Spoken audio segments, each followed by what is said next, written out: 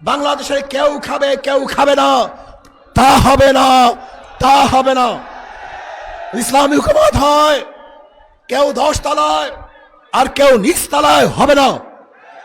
কার দস্তারখানে হাজার রকমের খাদ্য থাকবে আর কেউ না খেয়ে ধুকে ধুকে মারা যাবে। এক মুঠা খাদ্যের জন্য ওই ডাস্টবিনে কাক কুকুরের সাথে লড়াই করবে। এই দৃশ্য বাংলাদেশের মানুষের দেখবে না ইনশাআল্লাহ। ইসলামী হুকুমত হয় আজকে ক্ষুধার তাড়নায় তার বাচ্চাদেরকে মা এবং বাবা বিক্রি করবে না। ইসলামী হুকুমত হয় তাহলে ক্ষুধার তাড়নায় সমস্ত বংশের সমস্ত পরিবারের লোকগুলি একত্রিত হয়ে আর কোনোদিন আত্মহত্যা করবে না। যে ইসলামী হুকুমত হয় এদেশের হিন্দু বৌদ্ধ খ্রিস্টানরা তাদের স্বাধীনভাবে ধর্ম পালন করবে, বাধা দেওয়ার মতো হবে না। ইসলামী হুকুমত হয়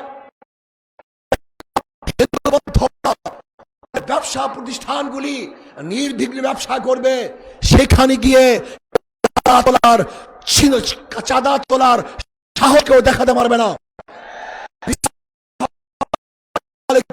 সুন্দরী মেয়ের কেউ দৃষ্টিতে তাকাতে পারবে না। যদি ইসলাম হয় তাহলে কেউ চাকরি পাবে আর কেউ চাকরি পাবে না, এই বৈষম্য আর থাকবে না, সবাই সম হয়ে যাবে, সমান হয়ে যাবে। ইসলাম হয় কেউ আওয়ামী লীগ, কে বিএনপি, কে জাতীয় পার্টি, কেউ জাসদ, বাসদ দেখার বিষয় নয়। যারা অন্যায় করবে না তারা বাংলাদেশের প্রত্যেকটা জায়গায় নির্বিঘ্নে হাঁটতে পারবে, বুক উঁচা করে হাঁটতে পারবে। আর যারা আমার দলের তাকে জেলখানায় ধুকে ধুকে পড়তে হবে। যদি ইসলামী হুকুমত হয় তাহলে কি হবে? কাঁদবো, সবাই সমৃদ্ধ হবে, একই সাথে কাঁদবো, হাসবো, সবাই একই সাথে হাঁটবো, খাবো একই সাথে খাবো, বস্ত্র পরিধান করবো, সবাই একই সাথে বস্ত্র পরিধান করবো, থাকবো তো সবাই একই সাথে বসবাস করবে ইনশাআল্লাহ। ইসলাম হুকুমত হয় আমি সেই দিনের অপেক্ষা আছি যেই দিন দেখবো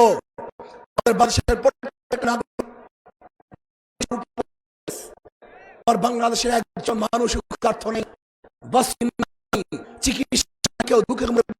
বাংলাদেশের গরিব সন্তানগুলি যারা মেধাবী উচ্চ শিক্ষার জন্য তাদের আর উচ্চ শিক্ষা দেওয়ার ব্যবস্থা সরকার করবে ইনশাআল্লাহ। আমরা কি দেখতে চাই? আমরা সমাজ দেখতে চাই যে সমাজের মধ্যে থাকবে সাম্য, মানবিক মর্যাদা, সামাজিক ন্যায় বিচার। আজকে বাংলাদেশের বিচার ব্যবস্থা বলতে কিচ্ছু নাই। আপনারা দেখেছেন আমাদের দেশের ল, আমাদের দেশের আইন, কেউ যদি আসামি হয় এবং সাজাপ্রাপ্ত হয় তাকে কোর্টে হাজির হয়ে তারপরে জামিন মঞ্জুর করাতে হয়। কিন্তু আমরা কি দেখেছি? বিদেশে থাকা অবস্থায়ও কোর্ট তাকে জামিন দিয়ে দিয়েছে। এরকম আইন বাংলাদেশের আছে বলে আমার জানা নেই। তার মানে বিচার বলতে আমাদের বাংলাদেশে কিছুই নেই। আজকে এই সমাবেশ দেখে একমাত্র জালেমরাই এবং চাঁদাবাজরাই তারা বেজার হতে পারে, কিন্তু যারা বাংলাদেশে উন্নয়ন চায়, উন্নতি চায়, তাদের আজকে খুশির আর শেষ সীমা নাই, তারা খুশিতে বাগবাগ হয়ে আছে।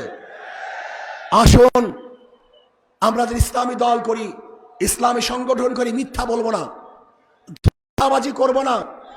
আমাদের চরিত্র আখলাককে মজবুত করতে হবে। নবী আলাইহিস সালাতু ওয়াস সালামের ব্যাপারে আল্লাহ পাক বলেছেন ইন্নাকা লাআলা খুলুকিন আযীম। আমরা ইসলামী সংগঠনই, আমরা মিথ্যা আশ্রয় নেই, ধোঁকাবাজি করি, এটা ইসলামী সংগঠনের সদস্যের চরিত্র হতে পারে না। যা বলবো স্পষ্ট বলবো, যা কিছু করবে স্পষ্ট বলবো, কোনো অবস্থায় মিথ্যা বলবো না। আমরা মিথ্যা বলি তাহলে আমাদের উপরে মানুষ আস্থা হারিয়ে ফেলবে, আমাদের কথা মানুষ বিশ্বাস করবে না। আসুন আগামী নির্বাচনে ঐক্যবদ্ধভাবে নির্বাচন করবে ইনশাআল্লাহ।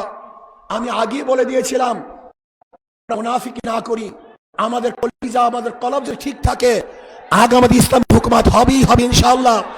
লিখে রাখতে পারেন, লিখে রাখতে পারেন, আগামী সংসদ হবে ইসলামের সংসদ, আগামী সংসদ হবে কোরআন ও সুন্নাহ সংসদ।